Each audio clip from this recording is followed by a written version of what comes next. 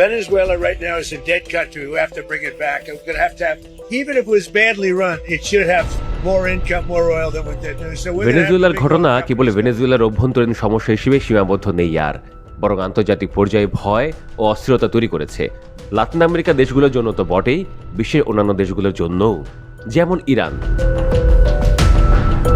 বিশ্লেষকেরা মনে করছেন এরকম অভিযান সম্ভবত যুক্তরাষ্ট্রের দীর্ঘমেয়াদী কৌশলের অংশ এবং আগামীতে ইরানও তাদের লক্ষ্য হতে পারে। ভেনেজুয়েলার উপর হামলাটি আন্তর্জাতিক রীতিনীতির স্পষ্ট লঙ্ঘন হিসেবে দেখা হচ্ছে। সার্বভৌম দেশের অভ্যন্তরে প্রবেশ করে প্রেসিডেন্টকে আটক করা এবং দেশটিতে অস্থিরতা সৃষ্টি করা মার্কিন প্রশাসনের আগের নীতি এবং ক্ষমতার প্রদর্শনকে প্রতিফলিত করে। এর আগে মার্কিন প্রেসিডেন্ট ডোনাল্ড ট্রাম্প ইরানে চলমান বিক্ষোভকে সমর্থন জানিয়েছেন এবং সামরিক হুমকিও দিয়েছেন, যা আন্তর্জাতিক পর্যবেক্ষকদের মধ্যে নতুন প্রশ্ন সৃষ্টি করেছে। ভেনেজুয়েলা কি শুধু শুরু?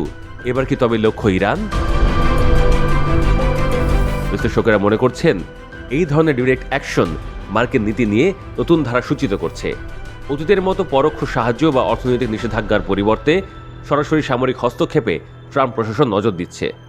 ভেনেজুয়েলায় হামলার পর ইরানের সামরিক সক্ষমতা, ক্ষেপণাস্ত্র ব্যবস্থা এবং বৃহৎ প্রক্সি নেটওয়ার্ক যুক্তরাষ্ট্রের জন্য বড় চ্যালেঞ্জ হতে পারে। এর পাশাপাশি ইরানের ভৌগোলিক অবস্থান এবং অভ্যন্তরীণ বিক্ষোভ পরিস্থিতি যুক্তরাষ্ট্রের জন্য আরও জটিলতা তৈরি করছে। টেলর বা তেল ও গ্যাসের নিয়ন্ত্রণকে আধুনিক ভূ রাজনীতির মূল চাবিকাঠি হিসেবে দেখা হচ্ছে। ভেনেজুয়েলার পরিস্থিতি ছড়িয়ে পড়ার সঙ্গে সঙ্গে তেলের দাম বাড়ার আশঙ্কা তৈরি হয়েছে। ইরানে যদি স্থিতিশীলতা ভাঙা হয় তবে আন্তর্জাতিক বাজার ও অর্থনীতি গুরুতর প্রভাবিত হতে পারে। ট্রাম্প প্রশাসন এই পরিস্থিতিতে শক্তির মাধ্যমে শান্তি প্রতিষ্ঠার নীতি অনুসরণ করছে এবং তাদের অবস্থান অনুযায়ী আমেরিকার স্বার্থে যে কোনো দেশের উপর প্রয়োজনে হামলা চালানো হতে পারে।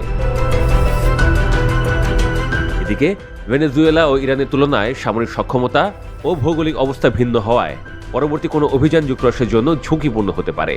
বিশেষ করে ইরানের প্রতিরক্ষা ও সামরিক কৌশল, যেমন ক্ষেপণাস্ত্র ব্যবস্থা ও প্রক্সি নেটওয়ার্ক, কোনো সহজ লক্ষ্য নয়।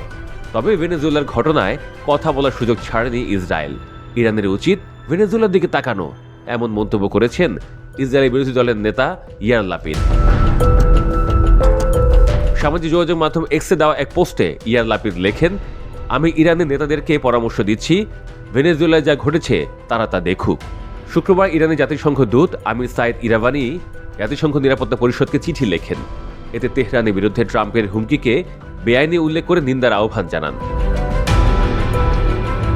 সব মিলে আন্তর্জাতিক রাজনৈতিক পরিস্থিতি এখন আরও উত্তেজনাপূর্ণ ও অস্থির পর্যায়ে প্রবেশ করেছে।